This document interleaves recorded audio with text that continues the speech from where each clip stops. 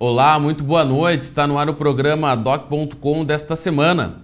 Nesta edição, vamos trazer uma entrevista com o engenheiro Marco Moro. Vamos falar sobre planejamento urbano aqui de Ponta Grossa. Também vamos ter uma conversa com a supervisora do Serviço de Proteção ao Crédito, serviço esse disponibilizado pela Associação Comercial, Industrial e Empresarial de Ponta Grossa.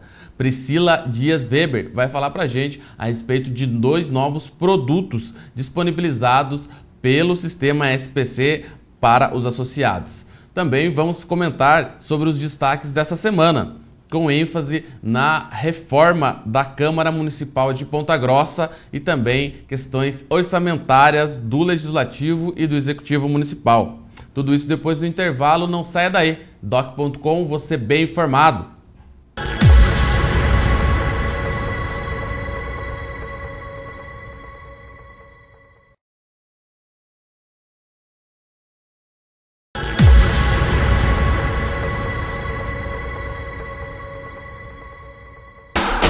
Destaques da semana.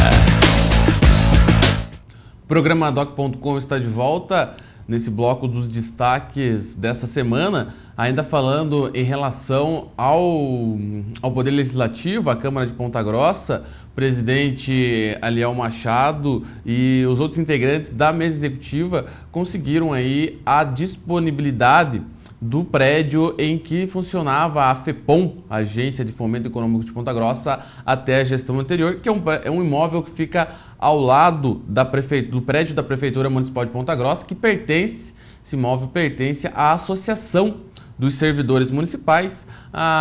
Como a associação tem uma nova sede, esse imóvel acabou sendo cedido para a Câmara levar parte dos seus departamentos administrativos para que se possa, então,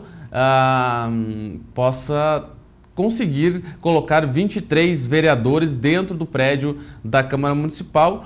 Uma medida aí que vai ser paliativa, já segundo o presidente da casa, mas que vai dar a possibilidade dos vereadores, pelo menos, iniciar o mandato ao longo desse ano, atuando dessa forma improvisada e já se pensando na construção de um anexo à Câmara Municipal. Então, a partir já da semana que vem, 6 departamentos da Câmara Municipal estarão ali no prédio onde funcionava a FEPOM, abrindo espaço para a acomodação dos 23 gabinetes.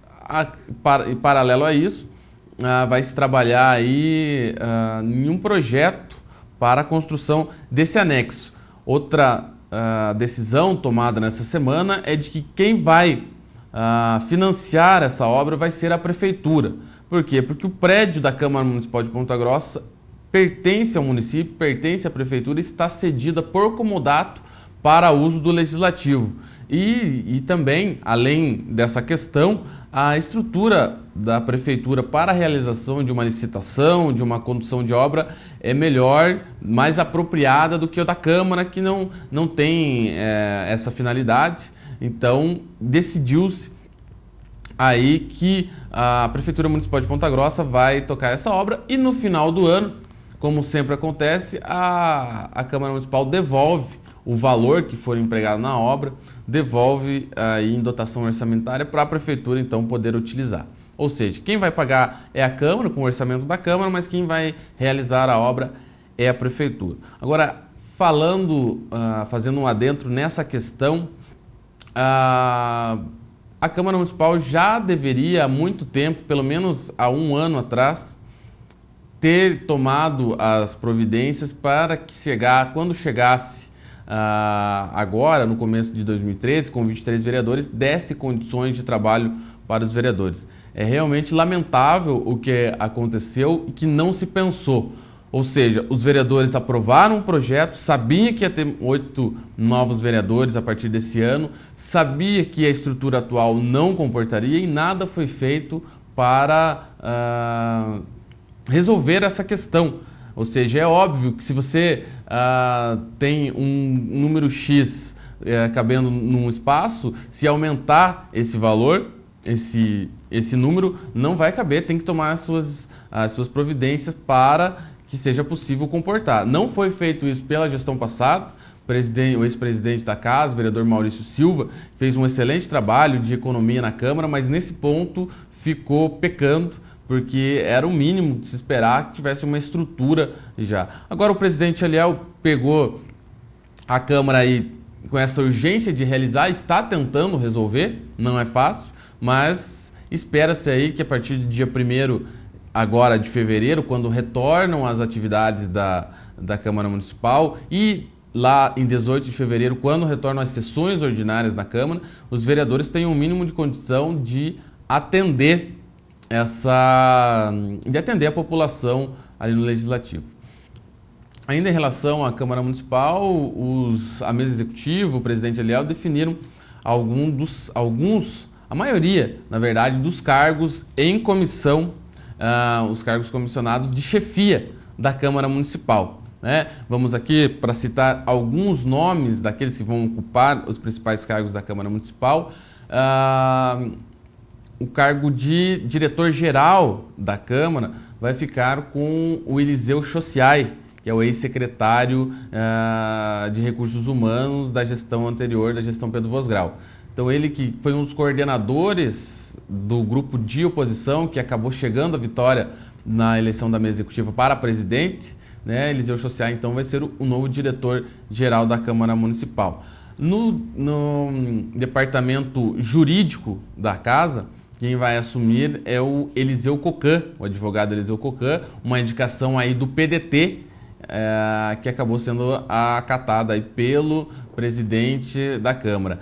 Quem vai permanecer no cargo vai ser o Miguel Gambassi, o diretor legislativo da Câmara Municipal. Miguel, que há vários anos já vem desempenhando essa função e realmente uma função técnica, que ele tem conhecimento, então passa presidente, entra presidente, sai presidente, tem optado por deixar o Miguel no cargo, porque apesar de ser um cargo em comissão, que cada presidente poderia trocar, mas para o bem, o andamento dos trabalhos da casa, é essencial essa função que permaneça alguém que já tem esse conhecimento. Uma outra diretoria, que é do departamento financeiro, é um dos cargos aí que o presidente ainda não definiu quem vai indicar para ocupar esse cargo. Junto com o departamento de informática, são os únicos que estão aí pendentes ainda de uma indicação. Os outros cargos vão estar preenchidos a partir do dia 1º de fevereiro, que é quando acontece de fato as nomeações. Esses foram os destaques da Câmara Municipal. Também a questão aí da redução de 4 para 3 assessores por gabinete a partir desse ano também foi um fato que movimentou a Câmara Municipal na sessão extraordinária que foi realizada aí na sexta-feira passada. Foi aprovado o projeto, a sessão iniciou às 14 horas, teve a eleição das comissões, onde o grupo de situação venceu aí a maioria da disputa pelas presidências das principais comissões. Foi o grupo de situação que conseguiu ficar com esse comando dessas comissões, e nessa sessão também foi votado o projeto da mesa executiva que reduz de 4 para 3 assessores por gabinete, aí respeitando o limite prudencial de gastos com a folha de pagamento. Mas, para quem viu a votação, foi 18-4 o resultado da votação, pode até pensar que houve aí um encaminhamento para o consenso, só 4 apenas. Mas não foi bem o que ocorreu dentro da sala de comissões da Câmara Municipal, com a sessão interrompida, quando os vereadores ficaram fechados para discutir essa questão. Tinha vereador batendo o pé ali, querendo ficar com 4 assessores, mesmo que não tenha dinheiro para isso. E há de se destacar também o pulso firme do presidente, do jovem presidente da Câmara, Eliel Machado, que ficou com esse posicionamento de ser 3 e conseguiu aprovar o projeto em plenário, conseguiu as 3 assinaturas necessárias da mesa e conseguiu aprovar em plenário essa redução. Mas a contragosto de alguns vereadores que não queriam perder um desses assessores. Agora, nesse início de fevereiro e no retorno das sessões ordinárias, a expectativa vai ser pela situação da vereadora Ana Maria. Né? Como todos sabem, essa questão envolvendo um suposto autossequestro, toda aquela questão envolvendo votação da mesa executiva.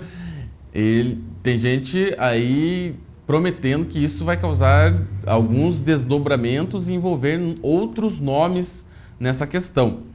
Por isso que é aguardado com expectativa a criação da CPI, que vai analisar esse caso, e também o depoimento da vereadora Ana Maria, que até agora não se pronunciou.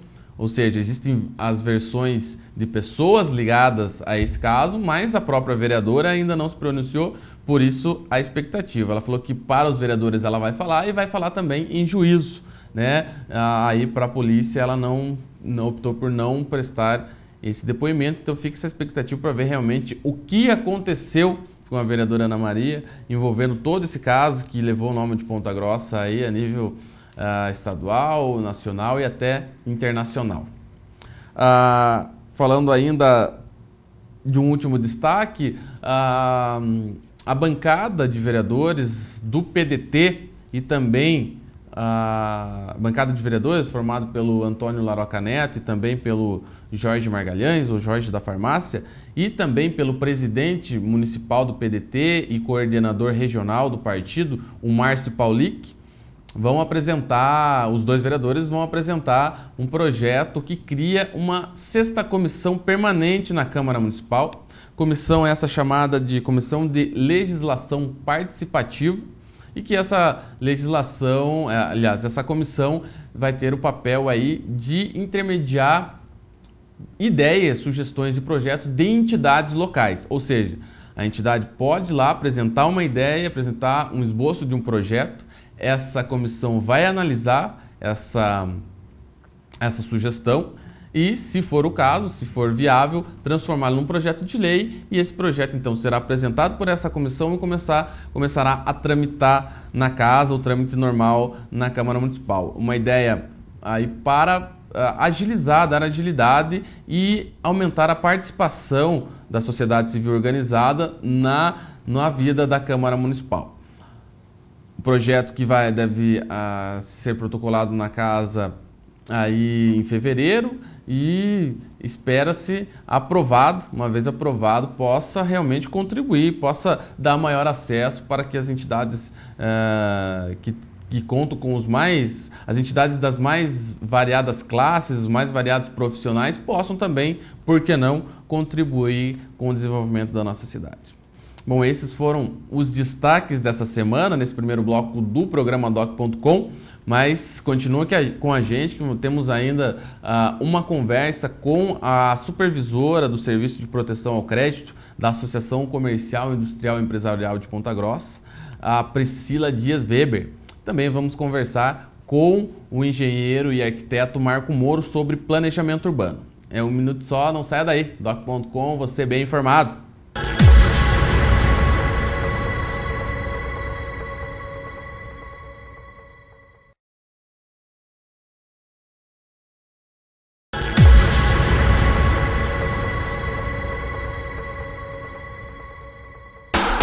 Entrevista. Estamos de volta com o programa Doc.com, hoje em uma conversa com a supervisora do Serviço de Proteção ao Crédito, serviço esse ligado à Associação Comercial, Industrial e Empresarial aqui de Ponta Grossa, com a Priscila Dias Weber. Boa noite, Priscila. Boa noite, Eduardo. Pois é, você está aqui para contar para a gente, na verdade, e gostaria que você explicasse esse incremento aí que o Serviço de Proteção ao Crédito adquiriu, né, mais uma ferramenta aí para servir aos associados da Associação Comercial, disponibilizar aí essa precaução, né, realmente ao crédito aí dos consumidores. Conta para a gente esse avanço nesse sistema. Então, Eduardo, na realidade, a SPG ela já tem, o SPC em Ponta Grossa, já há mais de 50 anos disponibiliza essa ferramenta para o associado. Hoje que nós vamos falar do score, na realidade ele vem em duas consultas, que é o SPC Mix mais e o SPC Max mais o score. O score é uma metodologia baseada, uma ferramenta, na realidade, baseada em metodologia estatística, que ele vai dizer para o associado se aquele cliente que ele está concedendo o crédito, a probabilidade dele ser um inadimplente no período de 3 meses ou no período de 12 meses. E esse tipo de informação para o que está concedendo o crédito é essencial. É essencial, porque hoje ele faz a consulta vai trazer para ele consta restrição ou não consta restrição. Quando ele utiliza a metodologia SCORE, ele tem uma apuração maior, né? Uma assertividade maior, porque o SCORE ele vai dizer para ele a probabilidade desse cliente ser um inadimplente. E hoje ele só tem informação do dia, né? Daquele momento da consulta, se ele tem restrição ou não. E aí o SCORE não, ele dá a probabilidade do cliente ser inadimplente. Então é uma segurança maior para o empresário. Ele faz um cruzamento de informações? Ele faz um cruzamento de informações. Ele estuda os hábitos de pagamento daquele consumidor, o histórico dele e distribui em pontuação. Então, pontuação X, de 0 a X, a probabilidade dele ser um inadimplente é alta. De tanto a tanto, a probabilidade dele é mínima de ser inadimplente. Então, ele traz um gráfico para o empresário onde já facilita a leitura para ele. Ou seja, é um incremento aí que vem a beneficiar o associado, e você que já está há muito tempo à frente desse serviço na CPG, é uma evolução significativa. É uma evolução com certeza significativa e importante para o empresário, porque ele vai conseguir hoje padronizar ali a liberação do crédito, né? Então, se o cliente tem tanta pontuação, eu posso liberar. Se ele não tiver aquela pontuação mínima, não libera o crédito. E aí, como que está a procura desse serviço? Ele é alta? Na realidade, a gente está lançando esse produto, né? Nós havíamos muito pedido desse produto de empresários que já conhecem, né, essa ferramenta, e nós estamos lançando ele. Até vai ter um café da manhã para os associados para lançamento desse produto. Quando que vai ser? Então, acreditamos que vai ser agora no finalzinho de fevereiro. No final de fevereiro. Isso. E como se faz no caso, para incorporar esse sistema no SPC daqui? É uma aquisição, uma parceria? Nós temos hoje uma parceria com o SPC Brasil, que é o nosso distribuidor. Então, ele nos fornece esses produtos. Aqui em Ponta Grossa, além da CPG, alguma outra entidade fornece esse tipo de serviço ou é só mesmo a associação? Não, é somente a associação. A associação é o único que tem a parceria com o SPC Brasil e o único que tem parceria com a Serasa Experian, que são os dois grandes fornecedores de consultas. Mais um dos motivos para quem ainda não é associado da CPG se tornar. Procure a CPG, não deixe de utilizar essa ferramenta.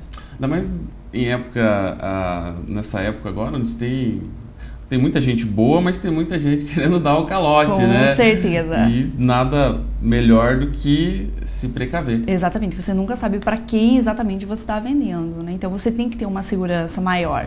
E me conta, como que funciona, aproveitando já a conversa, como que funciona a sistemática ali? Porque muita pessoa pessoas falam, poxa, mas meu nome está lá, será que todo mundo tem acesso? Como que faz isso?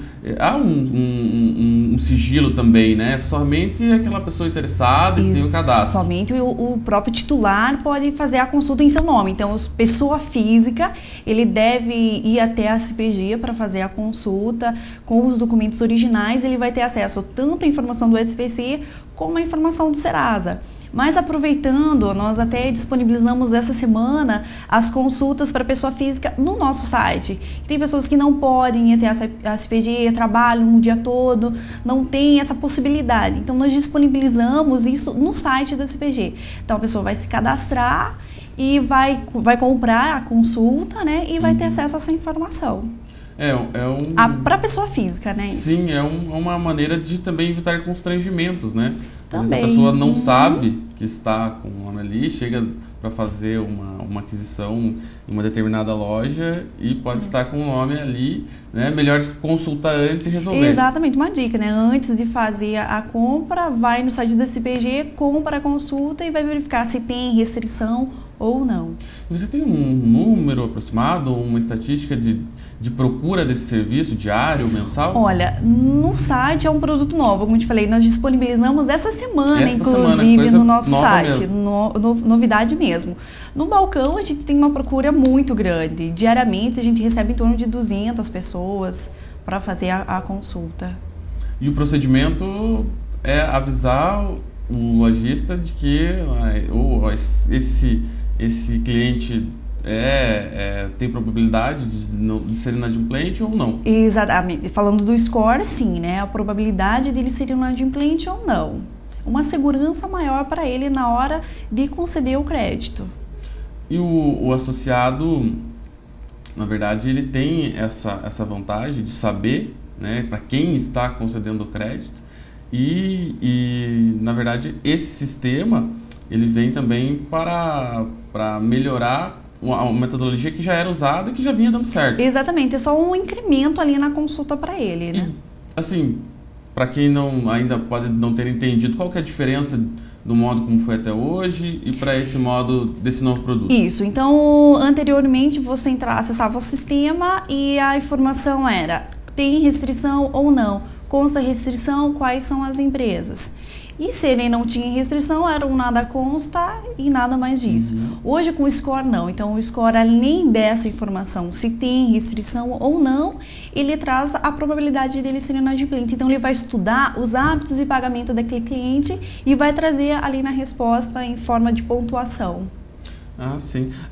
Eu estava até vendo uma ideia até que surgiu a nível nacional de se fazer um ranking, né? Não um ranking, mas ver o histórico mesmo de pagamento da pessoa até no momento de conceder o crédito, de conceder um juro menor e de repente para aquela pessoa que tem um histórico de inadimplência, aquele juro é maior para aquela determinada compra, né? Eu acho que um sistema como esse ele também serve para medir esse tipo de coisa. Na realidade, o score ele não vai dizer, olha, a pessoa ficou devendo em tal loja, teve uma passagem no SPC em tanto tempo. Essa informação você não tem. O score ali, ele busca, mas ele não fala isso na resposta. Ele só distribui na pontuação. É uma pontuação mesmo. É uma mesmo. Pontuação, que ele distribui. Que vai ali de 0 a 100. De 0 a 100. Isso, de 0 a 100. Quanto menor a pontuação, maior a probabilidade dele ser inadimplente. Sim. Maior o risco, né? De você vender para aquela pessoa. E falando em termos de inadimplência aqui em Ponta Grossa, atende Ponta Grossa especificamente, né, esse serviço? Na realidade, as nossas consultas, ela é nível nacional. Nível nacional. Essa parceria com a SPC Brasil, exatamente. Brasil. Por isso, a nossa parceria com a SPC Brasil e com o Serasa. Então, a nossa informação é nacional. Agora, aqui em Ponta Grossa, o nível de inadimplência, não sei se há como constatar isso, mas ele aumentou, diminuiu? Como que está essa situação? Olha, na realidade, de uma maneira geral, nós ainda não fizemos o fechamento de 2012, ainda não foi apurado esses dados, mas o que a gente tem já apurado, ele está meio estabilizado. Estabilizou? Estabilizou, Não teve um aumento significativo, não. Geralmente o histórico vem no final de ano, né? Às vezes a pessoa pega 13º, gasta um pouco mais do que pode e acaba extrapolando o orçamento ali, né? Para isso que está o Serviço de Proteção ao Crédito, para garantir o crédito. Gostaria de agradecer, então, Priscila, a sua presença aqui, passando essas informações para o telespectador e deixando a dica aí de quem não tem ainda o acesso a esse produto, procurar a CPG para que possa disponibilizá-lo.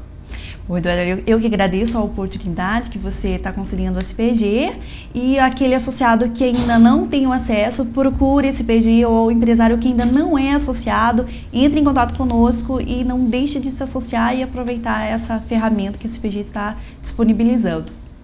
Tá ok, então, muito obrigado. Obrigada. Muito bem, essa foi a entrevista com a Priscila Dias Weber, que é supervisora do SPC aqui da Associação Comercial de Ponta Grossa.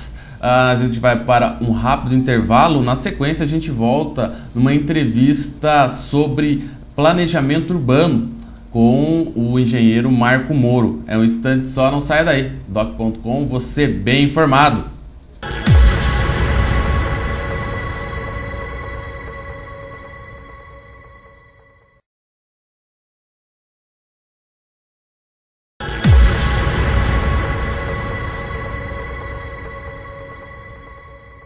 Estamos de volta com o programa Doc.com. Na entrevista desta semana, vamos conversar com o engenheiro e arquiteto Marco Aurélio Moro. Boa noite, Marco. Boa noite.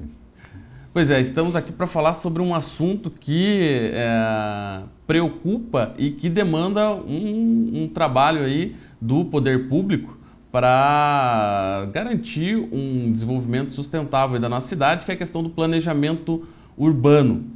Aí quando a gente fala em planejamento urbano, Marco, pelo menos na minha cabeça vem um leque aí é um assunto muito amplo, né? Sim. Várias vertentes. Mas vocês, né, da área de engenharia, da arquitetura, que vivenciam a cidade diariamente, como que se deve tratar desse assunto numa cidade do porte de Ponta Grossa, que muita gente, a gente ouve falar, não, uma cidade que não foi planejada, né? Exemplo de outras cidades do mesmo porte, ou do mesmo porte no Paraná, mas que chegou o momento, e já passou do momento, de se pensar no futuro para garantir um desenvolvimento sustentável, né? Boa noite, Eduardo. Eu gostaria de agradecer, né, o espaço, né, que nos cederam, e dizer que planejamento urbano realmente, ainda na data de hoje, escutei que São Paulo está fazendo 460 anos praticamente, 459 anos. Nossa cidade não tem nem 200, né? E, na verdade, planejamento é alguma coisa que a gente não faz pensando no momento, né? A gente faz pensando em 30, 40, 50 anos na frente. Só que 50 anos para uma cidade é muito rápido, passa muito rápido. E eu tenho, no meu exemplo de vida profissional, formado já há 26 anos como engenheiro, há menos tempo como arquiteto, formado recentemente como arquiteto urbanista. Mas em 26 anos eu vi mudanças assim radicais na nossa cidade, né? Gritantes, mudanças que faz a gente parar para pensar. E quando a gente está falando de profissionalismo, você pensar num projeto que vai estar realizado daqui a 10 anos, não tem muita graça, né? Mas para uma cidade é muito importante. Essencial, né? Essencial. Então, eu penso que uma cidade que é planejada, e esse planejamento passa pelo trabalho de muitos profissionais, não só da área de arquitetura, engenharia, né, e urbanismo, como geógrafos, geólogos, porque envolve a cidade como um todo, né? Todas as regiões da cidade têm que ser planejadas, desde a área rural até a área urbana propriamente dita, né? Então, eu imagino que a gente está com uma gestão nova na prefeitura, prefeito novo, vontade nova, e o prefeito, pelo menos, prometeu que vai reativar o IPLAN, né? E no exemplo que eu tenho de outras cidades que hoje a gente propaga, que são cidades que, cidade de tal funciona bem, lá que dá certo as coisas, porque são cidades realmente que estão sendo planejadas anteriormente, né? Sim. O que está acontecendo hoje nessas cidades foi planejado há 10, 15 anos atrás, né? Ponta Grossa já viveu momentos de planejamento grande, de onde a cidade aconteceu realmente e desenvolveu por força de planejamentos que aconteceram há 15, 20 anos antes, né? Então, está na hora de acontecer isso de novo para Ponta Grossa, ela ter o Instituto de Planejamento funcionando a plena carga, né? E planejando a cidade até para, de repente, para não ter um resultado imediato para o prefeito que está entrando agora, mas para que os outros prefeitos possam realmente usufruir, né, desse planejamento que aconteceu lá para trás, né? E reconhecer que foi fonte de um trabalho que começou muito antes, né? Pois mas ainda tem que ser começado. Eu lembro que ainda na campanha, né, aí, do ano passado, o próprio presidente da Associação dos Engenheiros e Arquitetos, o Roberto Pelissari, até veio aqui no nosso programa falar a respeito de uma carta, né, de compromissos ali assinada. Um dos requisitos era realmente a reativação do IPLAN. E teve esse comprometimento do prefeito eleito, né, do então candidato, hoje prefeito eleito Marcelo Rangel, de realmente reativar esse instituto. Sim. E eu lembro que uma das principais preocupações, Marco, é com a questão de tráfego, né, de sistema viário da cidade. Como que você vê aí essa questão pontual? Como a gente fala em planejamento urbano e tráfego, né? Isso acaba atingindo diretamente a gente. Só basta sair no horário de rush na cidade e você... É uma coisa que todo está visível. Ponta Grossa está com alguns problemas realmente, como todas as cidades do Brasil estão, né? Então, são 2 pontos assim que norteiam esse tipo de planejamento. Primeiro, as pessoas todas estão buscando transporte individual, por mais que isso contraria qualquer tipo de planejamento, porque Sim. Quando se fala em planejamento e onde o transporte funciona, é porque o transporte coletivo realmente está em primeiro lugar, né? Mas no Brasil, por incentivo das montadoras, é um lobby forte e eles estão conseguindo fazer com que todo mundo queira ter seu carro ou sua moto e dependa o mínimo possível do transporte coletivo, né? E as pessoas realmente estão buscando isso porque o transporte coletivo, em contrapartida, está ficando cada vez pior, justamente pela diminuição do número de usuários, que está encarecendo esse transporte e tudo mais. Então, nós estamos vivendo um círculo vicioso, onde quem tem carro quer que as ruas funcionem, né? Quem não tem carro quer ter. E quem tem carro não vai usar mais o ônibus mesmo. Eu vejo isso na minha área, eu sou engenheiro civil, tenho uma construtora. Hoje, dos funcionários de construção civil, poucos usam o transporte coletivo. Muitos estão partindo para o seu transporte individual, seja ele moto ou um carro mais velho, alguma coisa assim, para não depender do transporte coletivo. E isso vem acarretar, vai acarretar uma rua mais cheia de carro e o trânsito fluindo menos, né? Você falou do IPLAN, né? É uma coisa que precisa acontecer e rapidamente, é que o IPLAN tem independência mesmo, né? Independência dos poderes constituídos. Independência política. Política, porque ela precisaria de um presidente, de um corpo de trabalho que pudesse planejar a cidade sem nenhum tipo de interferência da política, né?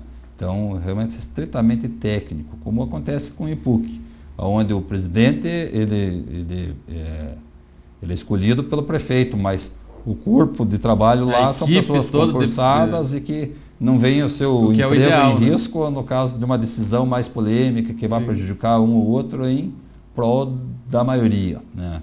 Sempre que a gente fala em planejamento urbano, a gente acaba tendo que contrariar os interesses de alguns poucos para poder atender o interesse da maioria, né? E nessa questão, até abrir um parênteses, fica evidente em pequenos atos, né, a interferência que dá individualizada, né, em determinada empresa. Só o simples fato de tirar um estacionamento de um lado da via para tentar melhorar o tráfego já gera uma série ali de desgostos, né, por parte de empresários, né? Isso é apenas um exemplo, né? Então, como você falou, tem que ter um órgão que seja técnico, autônomo, com profissionais concursados, para que possa tomar essas atitudes, né? Sim. Tem um exemplo típico aqui em Ponta Grossa, né, de eliminação de faixa de estacionamento ali na Rua do Rosário, né? Sim. Que politicamente acabou se devolvendo o estacionamento na frente de um comércio por força política, né? A rua inteira ficou sem, num trecho da rua. Daí você vai, tá lá, duas, daí chega num determinado ponto, causa mais transtorno. Esse tipo de situação, se é um instituto de planejamento forte que está decidindo, não acontece, né? Então, se aquele comércio precisava do estacionamento na frente, teria sido criado na praça mesmo, criava um tempo de estacionamento ali, mas para que a rua pudesse realmente fluir, o tráfego pudesse fluir sem que as pessoas chegassem ali e encontrassem uma barreira, porque ali está o estacionamento permitido, né? Em função realmente política, né? Então, esse tipo de situação dá para ser evitada, a partir do momento que tem um instituto de planejamento forte, né? E funcionando independente, né? Sim. E isso vai fazer com que os prefeitos, sejam eles quem for, né? Se entra a gestão de situação ou não, entra a oposição, o planejamento está feito a longo prazo, né? E os prefeitos meio que acabam sendo obrigados a fazer aquele planejamento acontecer, né? Em Ponta Grossa, você falou de trânsito, né? Temos um exemplo típico de falta de planejamento. O nosso centro de eventos, que fica lá no Santa Maria. Quando foi planejado na primeira gestão do prefeito Vosgrau, há quase 20 anos atrás, ele estava no lugar que eu considero ideal para um centro de eventos. Depois passaram-se 4 gestões, né? Joselito, Pélix e Vosgrau de novo. Uhum. O que aconteceu naquela região? Santa Maria que era a última população ali, o último bairro populoso, acabou sendo somado agora Gralha Azul e mais tantos outros que estão na sequência, mas a via de acesso é única. É única. E causa um transtorno então, dia de quando evento. nós temos o Mission Fest, quando temos a IFAP acontecendo lá, o pessoal que está dali para frente, tipo Gralha Azul e alguns outros conjuntos que eu não me recordo o nome, eles estão fechados lá. Se precisar chegar uma ambulância do CIAT lá no momento do acontecimento da festa, não chega. Não chega. Então, outro exemplo que me recordei na data de hoje, Ponta Grossa vem brigando, né, para tirar o 13 BIB da região central da cidade, e agora nós temos o RCC lá funcionando junto com o centro de eventos numa área muito maior, né? Então, a falta de planejamento fez com que o Exército, por mais poderoso que possa ser o Exército, se tivesse um planejamento forte na cidade, quem sabe aquele agrupamento não ficasse numa área tão grande que daqui a 50 anos ele vai estar causando um problema muito maior do que o 13 BIB causa hoje para a nossa cidade. Tudo por falta de planejamento. Se a cidade está planejada para crescer para aquele lado, por que permitimos que o RCC mudasse para lá numa área de 100 alqueires, que é muito maior do que o 13 BIB hoje, né? E está lá, com certeza ela vai criar um vazio enorme no meio da cidade, pensando na cidade daqui a 30, 40, 50, 60 anos. Que tende a se expandir. Nós não estaremos aí provavelmente para ver, mas alguém vai estar e aquilo vai estar tumultuando a cidade, como hoje lá em Guarapuava. O Exército tem 2 áreas no centro da cidade. Estão lá atrapalhando o crescimento da cidade e precisando sair daquele local e com negociação política para tirar o Exército depois. Quando não tinha o quartel, era fácil até de negociar aquela área. Agora que já está instalado. O que ocasionou? A falta de planejamento, né? O planejamento, quem sabe, não deixasse se fazer aquilo ali. Se uma vez que a cidade estava pensada para crescer para aquele lado, né? Tá certo, Marco. A gente vai para um rápido intervalo e na sequência voltamos para conversar aí a respeito desse assunto tão importante para a cidade, que é o planejamento urbano, falando de outros exemplos também aqui da nossa cidade. É um instante só, não saia daí, doc.com, você bem informado.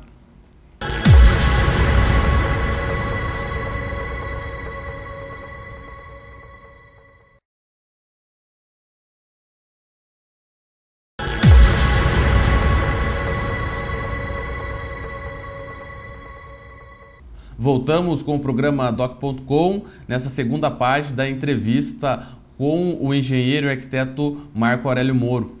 Bem, Marco, a gente falava de questão aí de que é necessário, estritamente necessário, a reativação do IPLAN para dar o subsídio, né, pessoas capacitadas pensar no desenvolvimento. Agora, tem coisas que a prefeitura poderia estar fazendo, a prefeitura como órgão gestor aí do município poderia estar fazendo desde já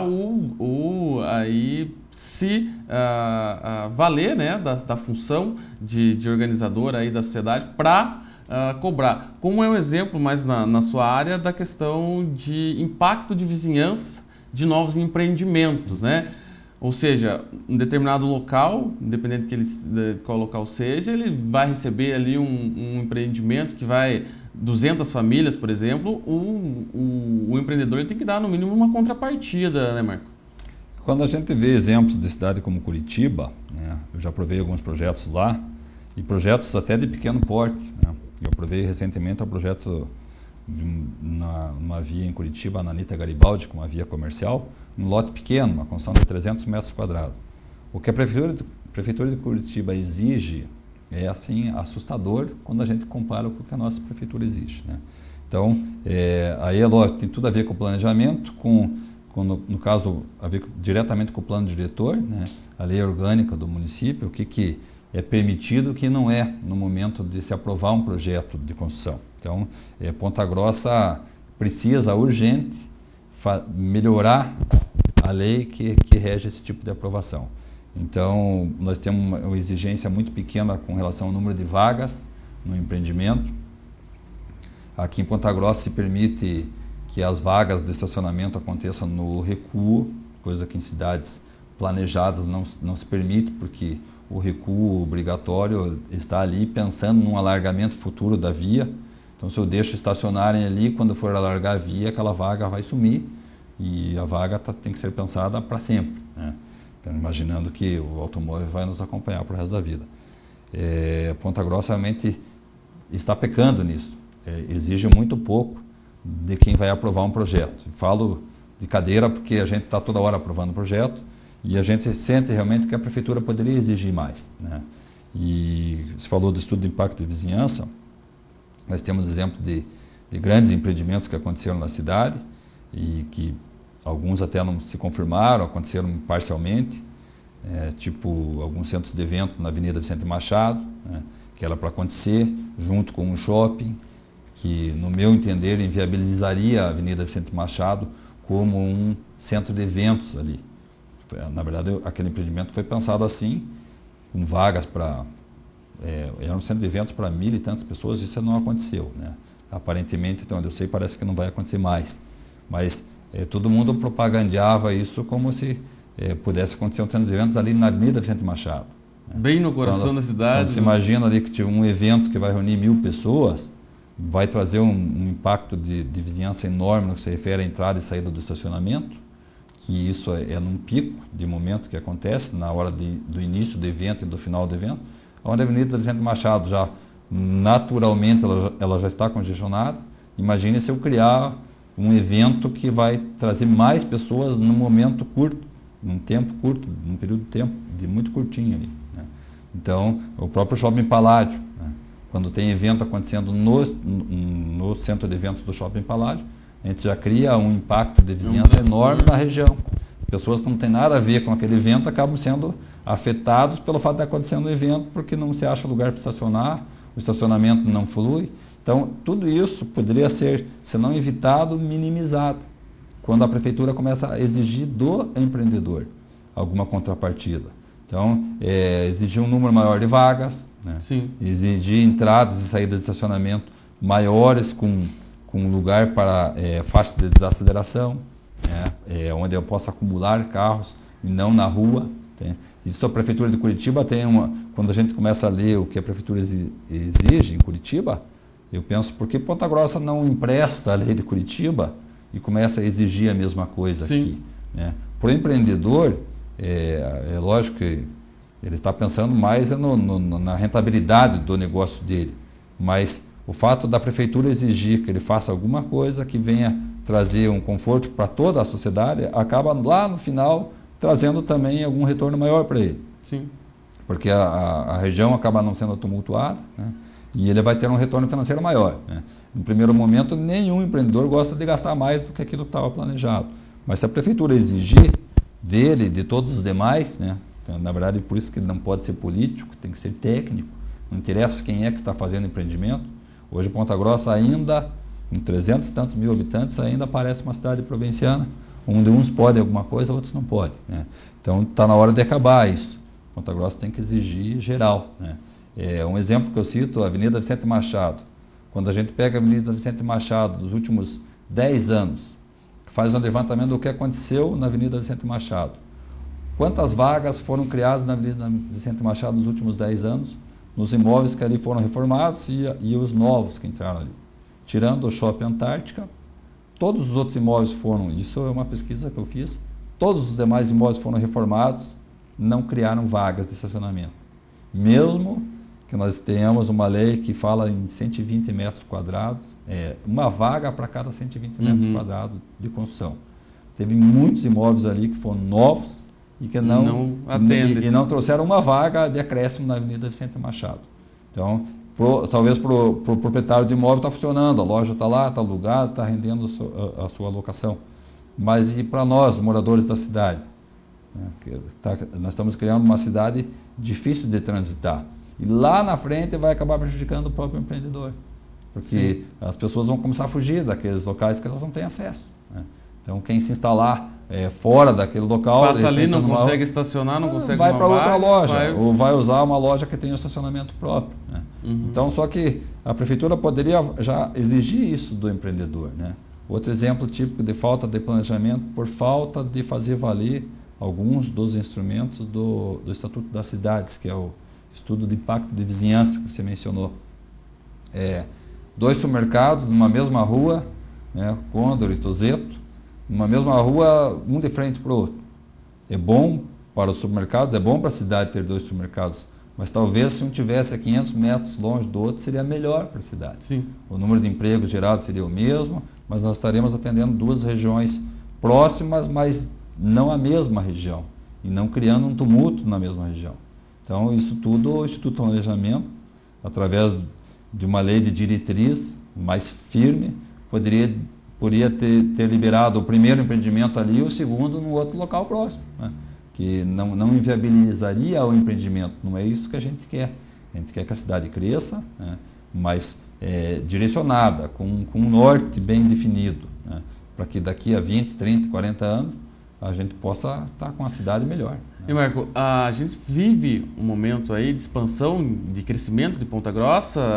O exemplo são as indústrias que já estão anunciadas, já estão certas, algumas já em construção aqui em Ponta Grossa, que vai trazer, logicamente, mais vagas de emprego, vai trazer outros profissionais de fora. Ou seja, a Ponta Grossa tende aí a esse nível de população aumentar. Você me falava antes, antes da gente iniciar essa conversa, falava da questão de crescimento, né, populacional, que é aquele mito de que em 10 anos, 5 anos, Ponta Grossa vai chegar aos 500 mil habitantes. Sim.